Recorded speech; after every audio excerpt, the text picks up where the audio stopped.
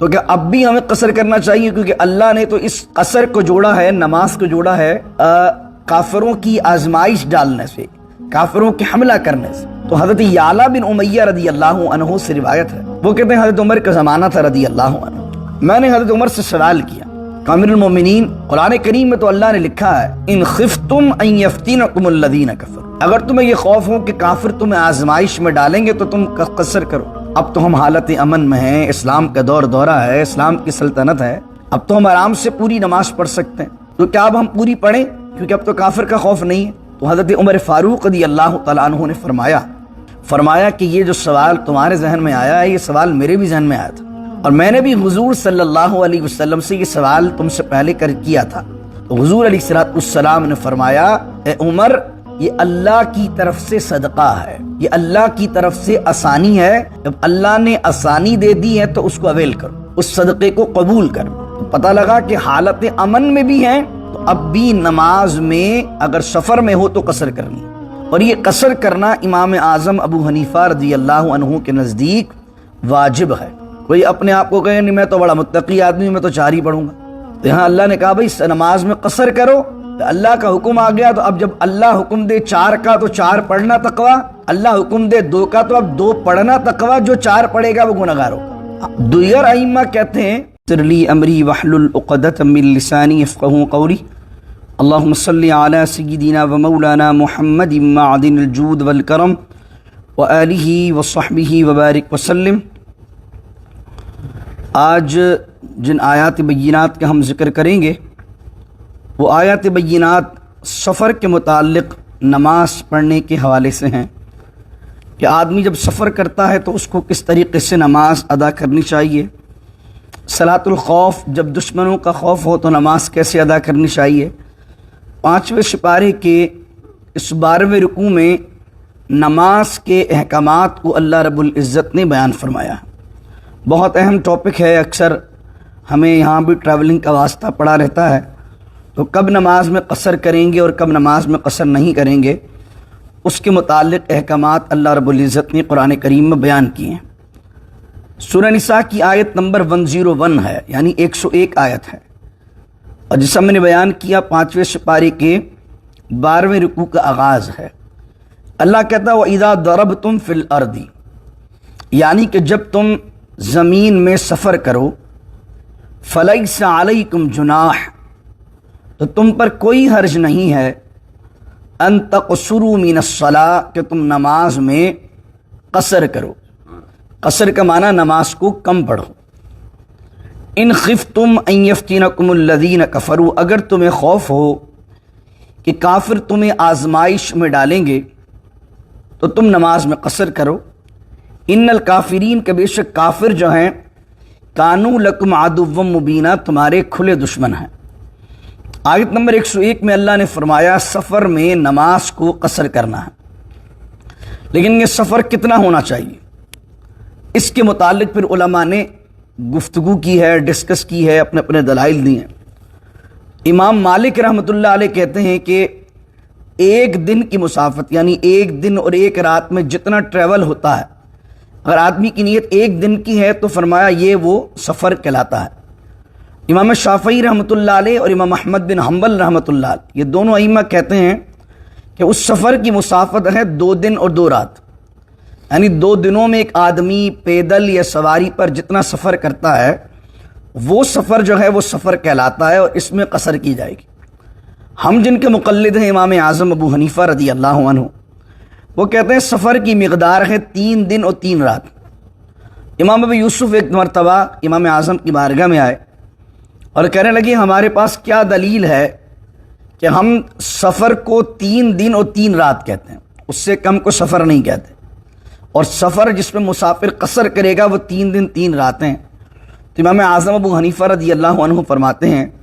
کہ میں نے رسول کریم علیہ السلام کی اس حدیث سے استدلال کیا ہے کہ حضور نے فرمایا کہ کوئی عورت محرم کے بغیر 3 دن کا سفر نہ کرے، تو یہ جو حدیث حضور نے عورت کے لیے فرمائی ہے، اس میں حضور نے 3 دن کا ارشاد فرمایا، تو میں نے اس روایت سے اس مسئلے کو اخذ کیا ہے کہ جس کو حضور نے سفر کہا ہے وہ 3 دن اور 3 راتیں، تو اس لیے امام اعظم ابو حنیفہ رضی اللہ تعالیٰ عنہ کے نزدیک 3 دن اور 3 رات ہے۔ اب اس زمانے کے اندر 3 دن 3 رات کیسے کاؤنٹ کریں گے آپ؟ اب تو مائلز کا دور ہے، کلومیٹرز کا دور ہے۔ تو اب علماء نے کیا کیا کہ علماء نے ان 3 دن اور 3 راتوں کو جو پہلے زمانے میں، پرانے زمانے میں جو پیمانے تھے ڈسٹینس کو ناپنے کے لیے، ان کو لیا۔ تو کچھ علماء نے کہا کہ بھائی 21 فرسخ فے رے سین خا 21 فرسخ بنتے ہیں 21۔ کسی نے کہا 18 فرسخ بنتے ہیں، کسی نے کہا 15 فرسخ بنتے ہیں، کیونکہ اب ضرورت ہے ہر بندہ 3 دن اپنے لحاظ سے کاؤنٹ کر رہا ہے، کیونکہ کچھ لوگ رک بھی رہے ہیں کھانے کے لیے، پینے کے لیے، پھر سفر کر رہے ہیں، تو ہر بندے کے لیے الگ کاؤنٹنگ آ رہی ہے کہ کسی کے 21 فرسخ بن رہے ہیں 3 دن میں، کسی کے بن رہے ہیں 18، کسی کے بن رہے ہیں 15۔ اب اس فرسخ کے اندر پھر آیا مائلز کا دور۔ اب مائلز کا دور آیا تو 1 میل ہوتا ہے جو کہ ہوتا ہے انگریزی مائلز، یعنی جس کے اندر گیج اگر آپ کاؤنٹ کریں گے تو ابھی میں گوگل پہ دیکھ رہا تھا نماز سے پہلے کہ 1 مائل میں 1 مائل میں جس کو ہم مائلز کاؤنٹ کرتے ہیں، انگریزی مائل جس کو آپ کہتے ہیں، اس کے اندر 1 مائل کے اندر جو گیج ہوتے ہیں جس کو ہم گز کہتے ہیں، وہ گیجز ہوتے ہیں 1768 سم تھنگ، یہ اتنے مائلز 1 مائل میں بنتے ہیں۔ لیکن جو شرعی میل ہوتا ہے، شرعی میل کے اندر 1768 نہیں ہوتے، شرعی میل جس کو اسلامی میل جس کو کہتے ہیں، اس میں 1 مائل میں ہوتے ہیں 2000 گیج، یعنی کہ اگر اور 1 فرسخ میں کتنے ہوئے، تھوڑا سا کیلکولیشن کی بات ہے، میتھمیٹکس کی بات ہے، توجہ اگر رکھیں گے آپ کو سمجھ میں آئے گا۔ اور ویسے تو ڈائریکٹ مسئلہ ہم بیان کر دیتے ہیں، لیکن ایک آدمی سوچے یار یہ جو کلومیٹرز کے حساب سے مفتی کرام کہتے ہیں اتنے کلومیٹرز ہوگا تو سفر ہوگا، تو کسی کے ذہن میں سوال ہے کہ یار اس زمانے میں تو کلومیٹر تھا ہی نہیں، تو یہ مولانا لوگوں نے کلومیٹر کہاں سے نکال دیا؟ اس زمانے میں تو مائل سے سفر ہوتا نہیں تھا، کون تھا بھائی مائلز کاؤنٹ کرنے والا حضور کے زمانے میں؟ تو مولویوں نے کہہ دے اتنے مائل پر سفر ہوگا، تو پتہ لگا یہ مولویوں نے اپنی طرف سے نکالا ہے۔ مولویوں نے اپنی طرف سے نہیں نکالا، بلکہ دور جدید کے ساتھ علماء کرام کیا کرتے ہیں، لوگوں کی آسانی کے لیے جو کرنٹ جو ڈسٹینس کو ناپنے والے چیزیں ہوتی ہیں اس میں ایک شرعی مسئلے کو بیان کر دے۔ لیکن مسئلہ آیا کہاں سے تھا؟ پہلے تو اللہ نے کہا سفر کرو، جو آیت کے اندر، قرآن میں تو بس سفر کہا، اب علماء نے اس میں کہا سفر کہیں گے کس کو؟ پھر امام مالک کچھ کہہ رہے ہیں، امام شافعی کچھ کہہ رہے ہیں، امام احمد بن حنبل کچھ کہہ رہے ہیں، وہ سارے ائمہ ہمارے سر کے تاج۔ امام اعظم نے کہا 3 دن 3 رات۔ امام اعظم کی دلیل کیا کہ کوئی عورت 3 دن سے زیادہ کا سفر اپنے محرم کے بغیر نہ کرے، تو وہ کہتے ہیں سفر 3 دن 3 رات۔ پھر اب 3 دن 3 رات کو کاؤنٹ کیا تو کوئی کہہ رہا 21 فرسخ، کوئی کہہ رہا 18 فرسخ، کوئی کہہ رہا 15 فرسخ۔ اب یہ فرسخ کتنا ہوتا ہے؟ 1 فرسخ ہوتا ہے 3 شرعی مائل کا، یعنی 1 فرسخ ہوتا ہے 3 شرعی مائل کا۔ تو اب وہ کہتے ہیں کہ 21 18 15 اس کے اندر میجورٹی کون سا فتویٰ دیتی ہے؟ تو کہتے ہیں میجورٹی علماء فتویٰ دیتے ہیں 18 کا۔ تو اگر آپ 18 کو ملٹیپلائی 3 سے کریں گے تو آئے گا 54 آنسر۔ تو کتنے بن گئے؟ 54 مائل بن گئے جو مسافت بنے گی 3 دن اور 3 رات کی۔ تو 54 مائل جو ہوں گے وہ شرعی مائل ہیں، اور 1 مائل میں ہوگا 2000 گز۔ تو یعنی کہ اگر آپ اس کو مائلز میں کاؤنٹ کریں گے، جو انگریزی جو ہمارا مائل ہم جو جس پہ سفر وغیرہ کرتے ہیں اس کے حساب سے بنے گا 61 مائل 600 گیج 640 گیج۔ یعنی اگر کوئی بندہ سفر پر جا رہا ہے اور اس کا 62 مائل کا سفر ہے، 62 مائل کا سفر ہے، تو وہ مسافر ہے۔ اب کلومیٹرز میں جب آپ اس کو کاؤنٹ کریں گے، کلومیٹرز یہ بن جائیں گے 98 کلومیٹرز، یعنی آپ 61 مائلز 640 گیجز کو اگر کاؤنٹ کریں گے تو یہ بن جائے گا 98 کلومیٹرز۔ تو اگر کوئی بندہ 98 کلومیٹرز کا سفر کر رہا ہے تو اس کو جیسے ہی وہ اپنی سٹی سے باہر نکلے گا، ایسا نہیں ہے جب وہ کسی سٹی پہنچے گا تو قصر کرے گا۔ حکم شرعی یہ ہے کہ جب فار ایگزامپل ہم پلانوں میں رہتے ہیں، سٹی نے ایک حدود معین کر دی ہے پلانوں کی، اور میں اب جا رہا ہوں جناب اتنی دور، جیسے میں ٹائلر جا رہا ہوں، ٹائلر میں سمجھتا ہوں کافی 98 کلومیٹر سے بھی زیادہ ہی ہوگا، یعنی 62 سے بھی زیادہ ہوگا، میں ٹائلر جا رہا ہوں۔ تو اب یہ نہیں میں جب ٹائلر پہنچوں گا تو قصر کروں گا، بلکہ جیسے ہی میں نے اپنی سٹی پلانوں کا میں رہنے والا ہوں اور سٹی نے جس علاقے کو پلانوں کا ہے، جیسے ہی میں وہ جگہ چھوڑوں گا اور میری نیت 61 مائل سے زیادہ کی ہے تو پلانوں کے چھوڑتے ہی مجھ پر سفر میں قصر کرنا لازم ہے۔ ایسا نہیں آپ ڈیلس یعنی کہ آپ فورٹ ورتھ پہ بھی چلے جائیں اور ابھی آپ کا سفر آگے چلنا ہے تو فورٹ ورتھ میں جو آپ نماز پڑھیں گے، اگر آپ پلینوں کے رہنے والے تو وہ قصر ہی پڑھیں گے۔ منزل پر پہنچنے کے بعد قصر نہیں ہے، اپنے شہر سے نکلنے کے بعد علماء نے اس کو جو فقہاء نے کتابوں میں لکھا وہ لکھا ہے کہ جس شہر میں رہتے ہیں اس کی فصیل، اس زمانے میں کیا ہوتا تھا، جو شہر ہوتا تھا شہر سے نکلنے کے لیے ایک شہر کا دروازہ ہوتا تھا، وہ بڑی بڑی دیواریں بنی ہوتی تھیں۔ اگر آپ نے کبھی پرانی ویڈیوز وغیرہ دیکھی ہوں تو وہ کہتے تھے بھائی یہ شہر میں انٹری کا دروازہ ہے، تو وہاں تو دروازے ہوتے تھے، فصیل ہوتی تھی۔ وہ کہتے تھے آدمی جس شہر میں رہتا ہے اس فصیل سے نکل جائے تو سفر اس کا شروع ہو جاتا ہے۔ تو اس وجہ سے اس میں کیا کرے گا، وہ کرے گا سفر نماز کے پڑھے گا، قصر کرے گا۔ اب آپ بہت سی جگہ یہ دیکھیں گے کہ کچھ لوگ اس کو 98 کلومیٹر نہیں کہیں گے، کوئی لوگ کہیں گے 80 کلومیٹر، کوئی کہے گا بھائی 61 مائل نہیں کہے گا اس کو، کوئی کہہ دے گا کہ 48 مائلز۔ تو میں نے کہا کہ اب کیا ہوگا، اس میں ڈفرینس آف اوپینین آ جائے گا۔ جب ڈفرینس آف اوپینین آیا، کوئی 80 کلومیٹر کہہ رہا ہے، کوئی جو ہے 98 کلومیٹر کہہ رہا ہے، تو آپ کنفیوز نہ ہو۔ آپ کے ذہن میں ایکچولی بات کیا رہنی چاہیے، 3 دن 3 رات۔ 3 دن 3 رات کو جو ان علماء نے کاؤنٹ کیا، کسی نے 18 فرسخ کو الگ انداز سے کاؤنٹ کیا، کس نے الگ انداز سے کاؤنٹ کیا، لیکن جو علماء یہ رائے پیش کرتے ہیں، یہ بات عقل کو آتی ہے کہ اس میں میتھمیٹیکلی بھی آپ اس کو کاؤنٹ کرنے جاتے ہیں تو پھر 3 دن 3 رات سے لے کر آپ 98 کلومیٹرز تک کیسے پہنچ رہے ہیں، اس کا پروسیس میں نے آپ کو بیان کر دیا۔ تو اگر کچھ علماء 80 کلومیٹر کی بات بیان کرتے ہیں، ان کی اپنی تحقیق ہے۔ کوئی آدمی جیسے 48 مائل پر کچھ علماء نے بیان کیا، جیسے ہمارے آپ دیکھ لیں کہ دیوبند مکتبہ فکر کے اندر وہاں پر 80 کلومیٹر کے حوالے سے زیادہ آپ کو فتاویٰ ملتے ہیں، تو 80 کلومیٹر ملتے ہیں، لیکن اس میں تھوڑی میتھمیٹکس ہمارے نزدیک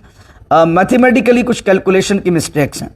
وہ 98 بن رہا ہے، لیکن کچھ علماء کی وہ 80 کلومیٹر کی بن رہا ہے۔ تو اگر آپ کہیں جا رہے ہیں اور کسی عالم نے یا کسی مسجد میں آپ کو 80 کلومیٹر بتایا، میں نے آپ کو 98 بتایا، تو آپ تو کنفیوز ہو جائیں گے کہ یار 98 کیا ہے، 80 کلومیٹر کیا ہے۔ لیکن اس طرح کاؤنٹ کیا گیا، اس کا پروسیس میں نے آپ کو سمجھا دیا۔ تو اس پروسیس سے احتیاط یہی ہے کہ آدمی 98 کلومیٹرز اپنے ذہن میں رکھے، یعنی 61 مائل سم تھنگ، یعنی 62 کر لیں آپ۔ 62 مائلز کا اگر آپ کا سفر ہے تو اس صورت کے اندر آپ مسافر ہیں۔ اب مسافر ہیں تو کتنے ہیں،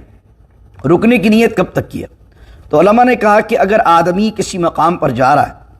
اور اس کی نیت 15 دن سے کم ٹھہرنے کی ہے تو اس صورت کے اندر وہ مسافر ہے۔ اگر نیت اس کی ہے اس مقام پر جا کر، جیسے ٹائلر کی مثال میں ندیمہ جا کر رکنے کی ہے 15 دن یا 15 دن سے زیادہ، تو اب وہ وہاں پر مقیم ہے، مسافر نہیں ہے، بلکہ ٹائلر کے اندر بھی وہ پوری نماز پڑھے گا، پوری نماز پڑھے گا، کیونکہ اب اس کا نیت کے قیام جو ہے وہاں پر 15 دن ہے یا 15 دن سے زیادہ، 2-4 دن کے لیے جا رہا ہے تو قصر کرے گا۔ اس کے ساتھ ساتھ دوسرا مسئلہ یہ سمجھیے، ایک آدمی ہے، فقہاء نے لکھا کہ ایک آدمی ہے، اس نے ذہن بنایا ہوا ہے کہ میں جیسے ہی کام ہو جائے گا ویسے آ جاؤں گا۔ اب 2 دن کے لیے گیا تھا، لیکن جس سے ملنا تھا، ڈیل بنانی تھی، بزنس ڈیل ہوئی نہیں۔ 2 سے 4، 4 سے 6، 6 سے 8، 8 سے 10، 10 سے 12 مہینہ رک گیا وہاں پر، لیکن روزانہ یہ نیت کرتا ہے کام ہو جائے گا تو چلا جاؤں گا۔ تو اس صورت کے اندر اگر وہ سال بھی وہاں رک جائے تو مسافر ہے، کیونکہ اس نے نیت ہی نہیں کی پورا 15 دن قیام کی۔ وہ تو ذہن بنا کے بیٹھا کہ آج میرا کام ہو میں آ جاؤں، تو وہ نیت ہی نہیں کر رہا 15 دن کے قیام کی، تو اگر سال بھی رک جائے تو سال بھی وہ قصر ہی پڑے گا۔ یہ علماء نے اس کے حوالے سے مسائل بیان کی۔ اس طرح اگر مسافر ہے، کیا وہ امام بن سکتا ہے؟ تو مسافر امام بن سکتا ہے، نماز پڑھا سکتا ہے،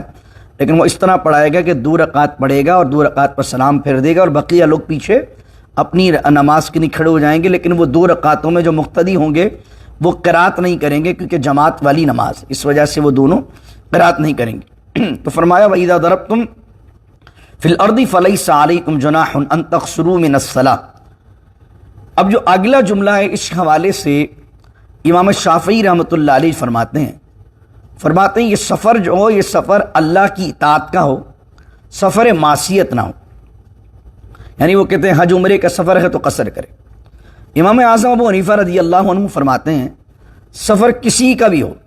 کسی بھی حوالے سے سفر ہو، قصر کرے گا۔ یعنی مثال کے طور پر ایک آدمی ویگس جا رہا ہے، ذہن بنا کے یہ جا رہا ہے کہ میں وہاں پر جوا کھیلوں گا، امام شافعی رحمۃ اللہ علیہ کے نزدیک ہے کہ بھائی وہاں قصر نہیں کرے گا، لیکن امام اعظم ابو حنیفہ رضی اللہ عنہ فرماتے ہیں اللہ نے وَإِذَا ضَرَبْتُمْ فِي الْأَرْضِ جب کہا ہے تو اس میں اطاعت کا سفر ہے یا گناہ کا سفر ہے، اس کو اللہ نے کیٹیگرائز نہیں کیا، اللہ نے مطلقاً سفر کہا ہے۔ تو امام اعظم فرماتی ہیں کسی بھی لحاظ سے سفر ہو، قصر وہ کرے گا. اب چاہے تو وہ حج کے سفر پہ جا رہا ہو یا ویگس کسی غلط کام سے جا رہا ہو، اللہ سب کو اپنی پناہ میں رکھے، لیکن وہ نماز میں قصر ضرور کرے گا. اب تیسری بات جو آتی ہے یہاں پر وہ آتی ہے، اللہ نے کنڈیشن یار یہ لگائی ہے، ان خفتم ان یفتنکم الذین کفروا، اگر تمہیں خوف ہو کافروں کے فتنے کا، یعنی وہ کافر تمہیں آزمائش میں ڈالیں گے، تم پر حملہ کر سکتے ہیں، تو تم نماز میں قصر کرو. تو اب تو ہم پر کافروں کا خوف نہیں ہے، اب تو ہم حالت امن میں ہیں. تو کیا اب بھی ہمیں قصر کرنا چاہیے؟ کیونکہ اللہ نے تو اس قصر کو جوڑا ہے، نماز کو جوڑا ہے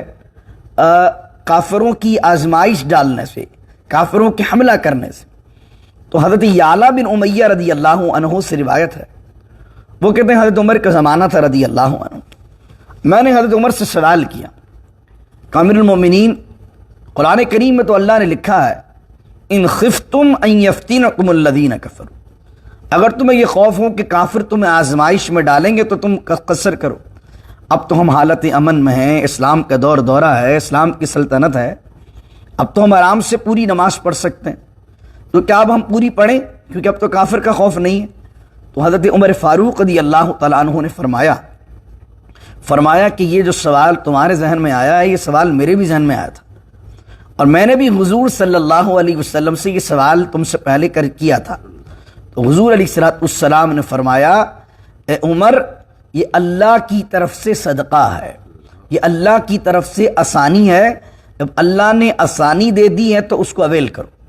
اس صدقے کو قبول کر لو. تو پتہ لگا کہ حالت امن میں بھی ہیں تو اب بھی نماز میں اگر سفر میں ہو تو قصر کرنی، اور یہ قصر کرنا امام اعظم ابو حنیفہ رضی اللہ عنہ کے نزدیک واجب ہے. کوئی اپنے آپ کو کہے نہیں میں تو بڑا متقی آدمی ہوں، میں تو 4 ہی پڑھوں گا، تو یہاں اللہ نے کہا بھائی نماز میں قصر کرو، تو اللہ کا حکم آ گیا، تو اب جب اللہ حکم دے 4 کا تو 4 پڑھنا تقویٰ،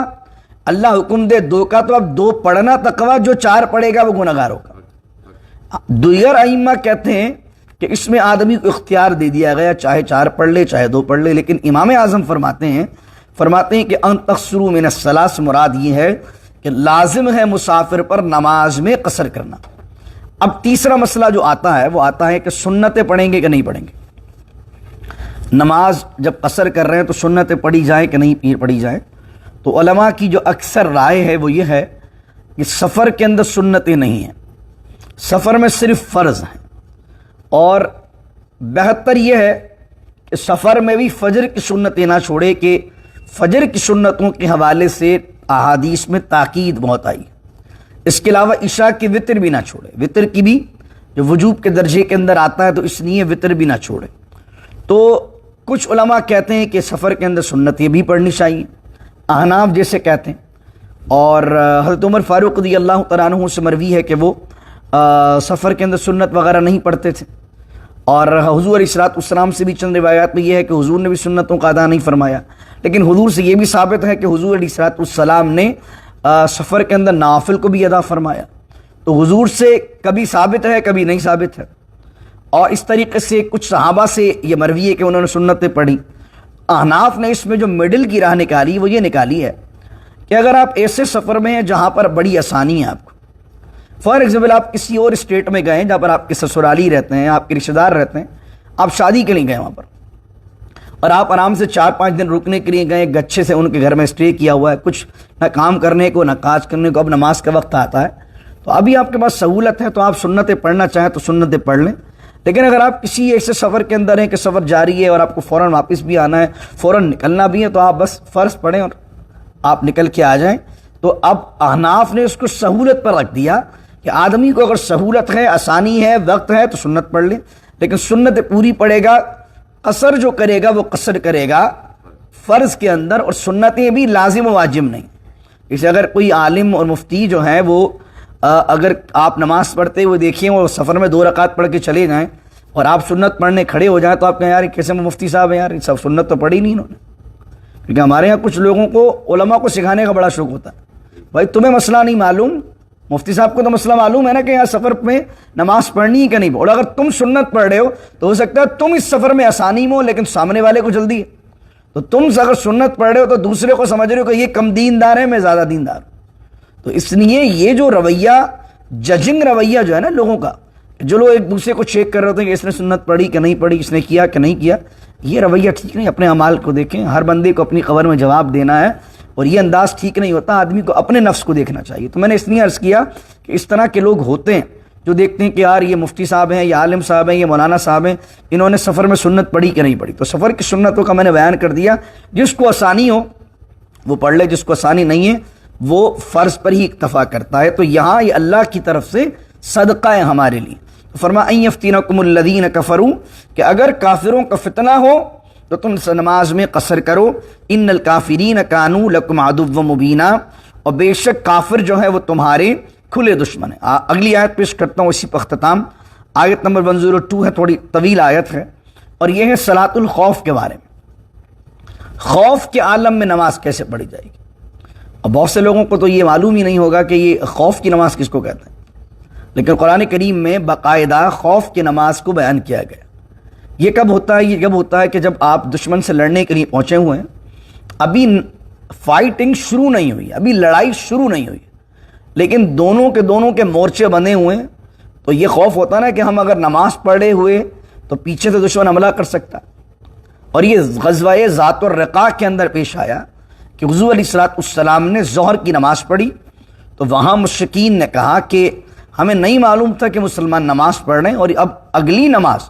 جو عصر کی نماز ہے، جو ان کے لیے بہت اہم نماز ہے، جس کے بارے میں قرآن نے کہا حافظوا علی الصلوات والصلاۃ الوسطی، نمازوں کی حفاظت کرو، اور خاص طور پر بیچ والی نماز کی۔ تو یہ نماز عصر پڑھیں گے تو ہم ان پر حملہ کریں گے۔ تو اللہ رب العزت نے جبرائیل کو یہ آیتیں دے کر بھیجا کہ اب جب کافر تم پر تاک لگا کر بیٹھے ہوئے حملہ کریں گے تو تمہیں نماز پڑھنی کیسی؟ تو اللہ کہتا ہے وَإِذَا كُنْتَ فِيهِمْ، اے حبیب جب آپ ان میں موجود ہیں، فَأَقَمْتَ لَهُمُ الصَّلَاةَ، اور پھر جب ان کے لیے آپ نماز کو قائم کریں، یعنی آپ جماعت کروائیں، تو اب کیا کریں؟ فَلْتَقُمْ طَائِفَةٌ مِّنْهُمْ، تو چاہیے کہ کھڑا ہو ان کا ایک گروہ معک آپ کے ساتھ، وَلْيَأْخُذُوا أَسْلِحَتَهُمْ، اور ساتھ اپنی اسلحہ وغیرہ اس نے رکھا ہوا۔ فَإِذَا سَجَدُوا فَلْيَكُونُوا مِنْ وَرَائِكُمْ، اور جب وہ سجدہ کر لے ایک گروہ، فَلْيَكُونُوا مِنْ وَرَائِكُمْ، تو ہو جائے آپ کے پیچھے، آپ سے دور ہٹ جائے۔ یعنی یوں سمجھ لیجئے جب صلاۃ الخوف ہوگی، ابھی جنگ شروع نہیں ہوگی، تو صف کیسے بنے گی؟ امام مصلی پر ہے، ایک صف پوری کھڑی ہے امام کی طرف نماز میں منہ کر کے، اور آدھے لوگ کھڑے ہیں اس طرف منہ کر کے دشمن کی طرف۔ ایک لوگوں کی ایک صف کی نماز چل رہی ہے اور دوسرے لوگ ان کو پروٹیکٹ کرنے کے لیے کھڑے ہوں، اور جیسے ہی پہلے والوں نے پہلی رکعت کے 2 سجدے مکمل کر لیے، فَإِذَا سَجَدُوا فَلْيَكُونُوا مِنْ وَرَائِكُمْ، تو جیسے ہی پہلی رکعت مکمل ہوئی تو یہ پہلے والے چلے جائیں گے پیچھے، اور وہ جو حفاظت پر مامور تھے وہ آ جائیں گے سب میں۔ وَلْتَأْتِ طَائِفَةٌ أُخْرَىٰ، اور آ جائے، طائفتٌ مان ہوتا ہے گروہ، گروپ، وَلْتَأْتِ طَائِفَةٌ أُخْرَىٰ، اور آ جائے طائفتٌ اخرى، دوسرا گروہ، لم یصلوا، جس نے ابھی تک نماز نہیں پڑھی ہے، یعنی وہ جو پیچھے کھڑے تھے، لم یصلوا فلیصلوا معک، اب وہ دوسرے والے آپ کے ساتھ نماز پڑھیں۔ یہ معاکہ بھی حضور کی شان ہے کہ وہ آپ کے ساتھ نماز پڑھیں، کیونکہ اللہ یہ بھی تو کہہ سکتا تھا نا کہ بھائی سب اپنی اپنی پڑھ لو، لیکن اگر 4 لوگوں نے بھی حضور کے ساتھ پڑھی ہوتی تو جو جنگ کے لیے کھڑے ہیں ان کی تمنا یہ ہوتی کہ ہو سکتا ہے یار آخری زندگی کے ایام چل رہے ہوں، ہو سکتا ہے اس جنگ میں مارے جائیں، اور آخری نمازیں بھی اگر حضور کے پیچھے نہیں پڑھی تو نماز کیا پڑھی؟ اللہ اکبر۔ تو اللہ نے یہ چاہا کہ کوئی بندہ اس کے دل میں یہ خیال نہ آئے کہ یار ان سب نے تو حضور کے پیچھے پڑھ لی اور ہم تو حفاظت کے لیے کھڑے رہ گئے،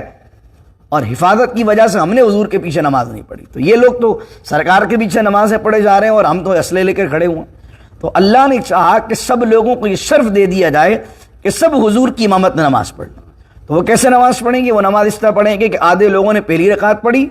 اور آدھے لوگوں نے ان کی حفاظت کی، پھر وہ حضور دوسری رکعت کے لیے کھڑے ہو گئے، اور وہ جو پیچھے کھڑے تھے وہ آ کے انہوں نے پہلی پڑھ لی، حضور نے دوسری میں سلام پھیر دیا صلی اللہ علیہ وسلم۔ اب وہ کیا کریں گے؟ دونوں کی کتنی ہوئی تھی؟ ایک ایک، تو پھر کیا کریں گے؟ وہ دوبارہ اسی طریقے سے ریپیٹ طریقے سے ایک آئے گا، اپنی نماز رکعت مکمل کرے گا، سلام پھیرے گا، پھر وہ ان کی جگہ جائے گا، اور دوسرے والے آئیں گے، ایک رکعت پڑھیں گے، سلام پھیریں گے، ان کی پھر 2 ہو جائیں گے۔ یہ ہے صلاۃ الخوف کا طریقہ جس کو احناف نے بیان کیا، اس طریقے سے صلاۃ الخوف پڑھی جائے گی۔ یہاں پر یہ بیان کیا گیا کہ یہاں کچھ علماء نے بیان کیا ہے کہ یہ صلاۃ الخوف خاص ہے حضور صلی اللہ علیہ وسلم کے زمانے سے، لیکن میجورٹی علماء جو بیان کرتے ہیں وہ کہتے ہیں اب بھی یہ معاملہ ہے کہ اگر کہیں مسلمانوں کو کافروں سے جنگ کی نوبت آ جائے اور ابھی لڑائی شروع نہ ہو اور انہیں معلوم ہے کہ اگر ہم سب کے سب نماز پڑھنے لگے تو حفاظت کیسے ہوگی، تو اس صورت کے اندر پھر کیا ہے کہ آدھے لوگ جو ہے وہ جماعت کے ساتھ نماز پڑھ لیں اور پھر آدھے لوگ بعد میں آ کے پڑھ لیں، تو یہ صلاۃ الخوف ہے۔ پھر اللہ نے فرمایا فَلْيُصَلُّوا مَعَكَ، تو وہ نماز ان کے ساتھ پڑھیں، وَلْيَأْخُذُوا حِذْرَهُمْ وَأَسْلِحَتَهُمْ، اور لے لیں وہ اپنے اسلحے کو اور ہوشیاری پکڑیں۔ تو اب آج کل بھی آپ دیکھیں کہ مسجدوں میں میس شوٹنگ ہو رہی ہے، تو جب میس شوٹنگ ہو، مسلمانوں پر حملے وغیرہ کے معاملات ہوں، تو مسجدوں کے اندر حفاظت کے انتظام ہونے چاہیے۔ یہ نہیں جو ہمارے ہاں کچھ لوگ ایسے ہوتے ہیں جو توکل کی اس طرح کی بات کرتے ہیں کہ اس میں اس حفاظت کا کوئی پہلو نہیں۔ ارے اللہ مالک ہے، مسجد میں جا رہے ہیں یار، کیا مسئلہ اسلحے کا، کیا ضرورت ہے گارڈ وارڈ کھڑے کرنے کی، کیا ضرورت ہے پولیس کی گاڑیاں کھڑی کرنے کی؟ اور بھائی اللہ کہہ رہا ہے صلاۃ الخوف کیوں ہے؟ اللہ یہ کہہ سکتا تھا نا کہ میں نماز پڑھو، کیا مسئلہ ہے کافروں کا؟ اللہ نے بتایا کہ کس طرح پڑھنی ہے۔ بار بار اللہ کیا کہہ رہے ہیں وَلْيَأْخُذُوا حِذْرَهُمْ وَأَسْلِحَتَهُمْ، ہوشیاری پکڑو، ہوشیار رہو، اپنی پروٹیکشن کے سامان لو، اسلحتوں اور اپنا اسلحہ لگا کے نماز پڑھو۔ یعنی تمہارے پاس جو تلواریں اور نیزے اور بھالے ہیں ان کو رکھ کر اور لگا کر نماز پڑھو۔ تو اگر کوئی خوف کے اندر ہے تو پسٹل لگا کر بھی نماز پڑھے تو قرآن اجازت دیتا ہے کہ پسٹل لگا کر بھی نماز پڑھی جا سکتی ہے، ایسا نہیں پسٹل الگ سے ہٹانا پڑے گی، تاکہ خدا نہ خواستہ اگر کوئی دشمن حملہ کر دیتا ہے تو آدمی اس کو منہ توڑ جواب دے سکے۔ اللہ اکبر۔ تو اس روایت سے ثابت کیا ہوا کہ اگر آپ ایسے معاشرے میں رہتے ہیں کہ جس معاشرے کے اندر جان کا خطرہ ہے، خوف کا خطرہ ہے، جس طرح آج کل بہت زیادہ مسلمانوں پر اٹیک ہو چکے ہیں، تو وہاں مسلمانوں کو اسلحہ لینا چاہیے۔ میں نے پہلے بھی آپ کو عرض کیا تھا کہ نبی کریم صلی اللہ علیہ وسلم پچھلی جو آیتیں آئی تھیں اور حضور علیہ الصلوۃ والسلام نے فرمایا تمہارا گھڑ سواری کرنا اور تیر اندازی کرنا مجھے بہت محبوب ہے، تو اس لیے اس زمانے کے اندر خیر کے لیے، اپنی پروٹیکشن کے لیے، اپنی جان کے لیے آپ کو چاہیے کہ آپ شوٹنگ سیکھیں بھی۔ یہاں شوٹنگ رینج بنی ہوئی ہوتی ہیں، شوٹنگ رینج پہ جائیے، شوٹنگ سیکھیے بھی، اور اسلحہ رکھیے اپنے گھروں میں، اپنے گھروں کے اندر کچھ نہ کچھ لے کر رکھیے۔ خدا نہ خواستہ کوئی بھی گھر میں گھس سکتا ہے تو کم از کم اپنا اور اپنے بچوں کی حفاظت کا معاملہ تو کر سکیں۔ خدا نہ خواستہ کوئی مسجد میں آتا ہے، جیسے نیوزی لینڈ میں ہوا، آپ کو یاد ہے کتنا بڑا سانحہ ہوا تھا، تو چند لوگوں کے پاس مسجدوں کے اندر یا تو انتظامیہ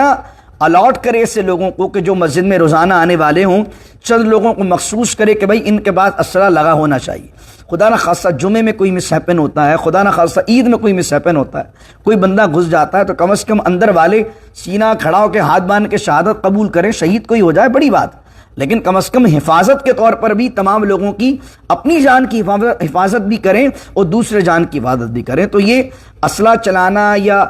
یہ چیزوں کی ٹریننگ لینا، کوئی کہ یار ہم تو مولانا آدمی ہیں یا ہم تو مذہبی آدمی ہیں، ہمارا کیا تعلق ان چیزوں سے؟ بھائی ہمارا تعلق کم از کم اپنی جان کی حفاظت بھی ہے اور دوسرے لوگوں کی جان کی حفاظت بھی ہے، یہ بھی دین کا ہی ایک حصہ ہے، کوئی اس کو الگ قصہ نہ سمجھے، یہ بھی دین کا ایک حصہ ہے۔ تو اس لیے میں آپ سے کہتا ہوں کہ اپنے بچوں کو بھی یہ چیزیں سکھائیے۔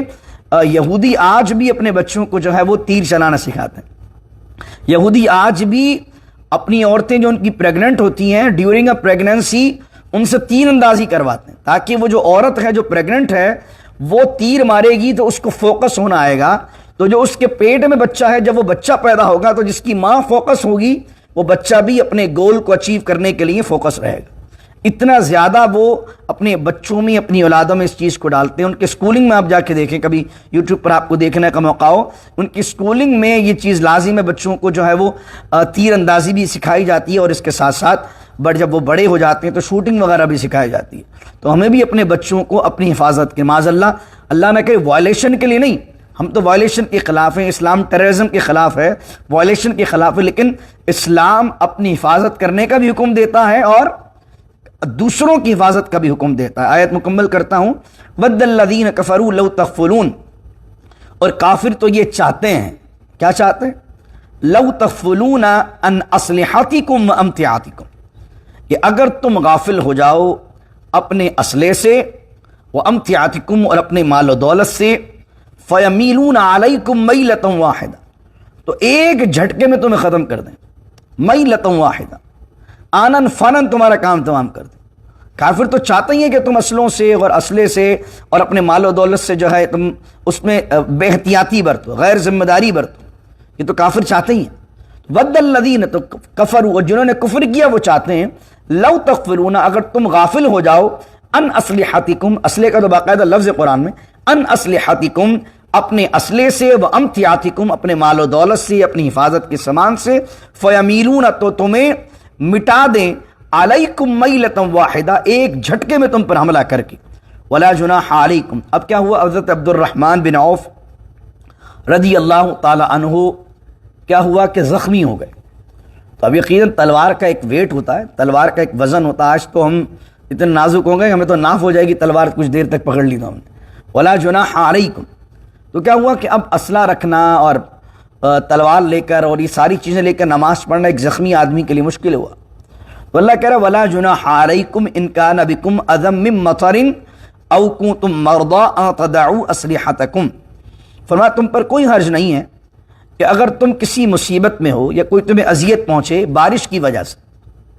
بارش ہو گئی، اب وہاں پر اپنا چلنا دشوار ہو رہا ہے، اور آپ کو بتایا کہ بارش کے اندر جو فوجی لباس پہنے ہوئے، جو آپ لباس پہنے ہوئے ہیں، بارش کا پانی جب وہ ایبزورب ہوگا تو بارش کی وجہ سے کیا ہوگا، آپ کے کپڑے بھی بھاری ہو جائیں گے، آپ کی جیکٹس بھاری ہو جائیں گے، آپ کے چپلیں بھاری ہو جائیں گے، آپ کے شوز بھاری ہو جائیں گے۔ ایک تو اب وہ تمام چیزوں کا وزن آ گیا، آپ کا بیگ پیک جس میں آپ کا حفاظت کا سامان ہے وہ بھی رکھا ہوا، اب آپ اس کو بھی اٹھائے ہوئے ہیں، اسلحہ بھی اٹھائے ہوئے ہیں، اتنے ساری چیزوں کو لے کر اب نماز پڑھنا مشکل ہو رہا ہے۔ تو اللہ کیا کہہ رہا ہے ولا جناح علیکم ان کان بکم اذی من مطر، اگر یہ کہ تمہیں بارش کی وجہ سے کوئی پریشانی لاحق ہے، او کنتم مرضی، یا تم میں سے کوئی مریض ہے جو اسلحے کو نہیں اٹھا سکتا نماز میں، ان تضعوا اسلحتکم، تو اسے چاہیے اسلحتکم، اسلحے کو کچھ دیر کے لیے رکھ دے پھر نماز پڑھ لے۔ رکھ کر بھی، پہلے کیا کہا تھا، اسلحے کو لے کر نماز پڑھو اگر خوف کا عالم، لیکن اگر چند لوگ ایسے ہیں جو اسلحہ اٹھا نہیں سکتے تو پھر کیا کریں، اسلحے کو رکھ دیں اور اسلحہ رکھ کر پھر نماز پڑھیں، لیکن اس وقت بھی وخذوا حذرکم، لیکن کم از کم مارنے والی چیز نہ رکھیں، وخذوا حذرکم، لیکن حفاظت کی کوئی چیز اپنے پاس رکھیں۔ یعنی فرمایا نماز کے عالم کے اندر بھی وہ جو تلوار یا تیروں کو روکنے کے لیے جو بھالا ہوتا تھا، جو پروٹیکٹر ہوتا تھا، فرمایا اگر تلوار نہیں لے رہے ہو لیکن کم از کم وخذوا حذرکم، نماز کے عالم میں وہ بھالا تو اپنے پاس رکھو، کہ کم از کم نماز میں اگر کوئی حملہ کر دے تم پر تو اس صورت کے اندر اس کو مار نہ سکو تو اپنے آپ کو بچا تو سکو۔ تو اللہ نے کہا اسلحہ اگر رکھ رہے ہو لیکن وخذوا حذرکم، حذرکم مانے اپنی حفاظت کا سامان، اپنے بچاؤ کا سامان، اپنے بچاؤ کا اسلحہ، تو اس طرح کی چیزیں جو ہے رکھو۔ تو یہاں پر یہ کیا ہوا کہ اگر کوئی بندہ پسٹل مسجد میں نہیں رکھ رہا ہے، انتظامیہ پسٹل الاؤ نہیں کر رہی مسجد میں کسی مسلمان کو، تو کم از کم دوسرا کام کیا کریں، دروازوں پر جمعے کے اندر اور عیدین کے اندر تو کم از کم بچنے کے لیے کچھ سیکیورٹی تو رکھیں، کچھ ایسا نظام تو رکھیں، 4 لوگوں کو کھڑا تو کریں، کچھ پولیس ولیس والوں کو تو بلائیں۔ یہ توکل کے خلاف نہیں ہے، بلکہ اللہ نے اس چیز کا حکم دیا وخذوا حذرکم، اگر حالت خوف ہے، حالت امن نہیں ہے، خوف کا عالم ہے، تو اس صورت میں کیا کرو، وخذوا حذرکم۔ تو اگر تم پر اسلحہ اٹھانے میں کوئی مصیبت ہے، کوئی پریشانی ہے، اس میں بارش کا اور مرض کا کہا، علماء نے لکھا یہ دو ہی کنڈیشن نہیں ہے، کسی بھی حوالے سے کوئی مجبوری ہو کہ آدمی نماز کے دوران اسلحہ نہیں رکھ سکتا اپنے پاس، تو دوسرا کام کیا کرے، وخذوا حذرکم، کہ وہ کیا کرے، کوئی پروٹیکشن لے جس سے اپنے ہونے والے حملے سے بچ سکے۔ ان اللہ اعد للکافرین، اور اگر تمہارا یہ دل پسیجتا ہے کہ یار کب تک لڑتے رہیں گے، تو غم نہ کرو، ان اللہ اعد للکافرین، کہ بے شک اللہ نے تیار کیا ہوا ہے کافروں کے لیے دردناک عذاب۔ یہ آیت نمبر 102 مکمل ہوئی۔ انشاءاللہ ارادہ تو یہ تھا کہ مکمل رکوع کرتا، لیکن میں کل انشاءاللہ اس کو بیان کروں گا کیونکہ وقت ہو گیا ہمارے روزانہ درس کا، اور کل انشاءاللہ ہم اس موضوع پہ بات کریں گے کہ سفر میں 2 نمازیں جمع کرنی چاہیے کہ نہیں چاہیے، کیونکہ اکثر اس موضوع پر گفتگو ہوتی ہے کہ ہم سفر میں ہیں تو ظہر اثر ملا کر پڑھ لیں، مغرب عشاء ملا کر پڑھ لیں۔ تو امام مالک کا، امام شافعی کا، امام احمد بن حنبل رحمہم اللہ کا جو موقف کیا ہے اس معاملے میں، اور ہم جن کے مقلد امام اعظم ابو حنیفہ، وہ اس معاملے میں کیا کہتے ہیں کہ سفر میں